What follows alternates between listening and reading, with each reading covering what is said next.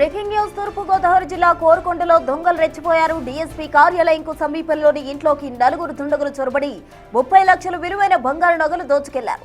మాస్క్లు, గ్లౌస్ ధరించి వచ్చిన దొంగలు ఇంటి యజమానిని మంచానికి కట్టేశారు. అనంతరం బీరువాలో ఆభరణాలు చోరించేశారు.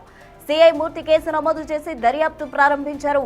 4 బృందాలుగా ఏర్పడి జల్లెడ పడుతూ ఉన్నారు. డీఎస్పీ ఆఫీస్ సమీపంలో ఈ ఘటన జరగడం స్థానికంగా కలకలం రేపుతోంది. కోరుకొండలో దొంగల బీభత్సానికి సంబంధించి పూర్తి డీటెయిల్స్ మా ప్రతినిధి శివశంకర్ ఫోన్ లైన్ ద్వారా అందిస్తారు. శివశంకర్, చూసుకున్నట్లయితే కోరుకొండలో దొంగలు రెచ్చిపోయారని చెప్పుకోవాలి.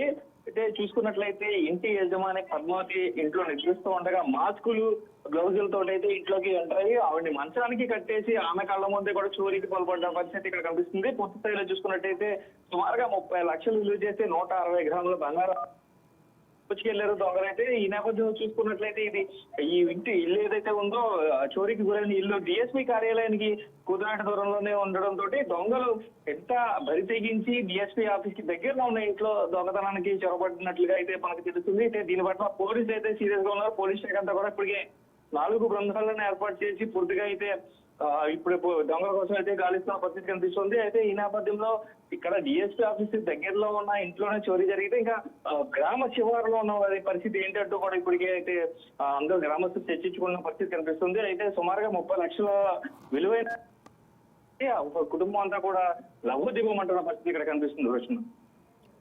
Right, thank you Shivshankar.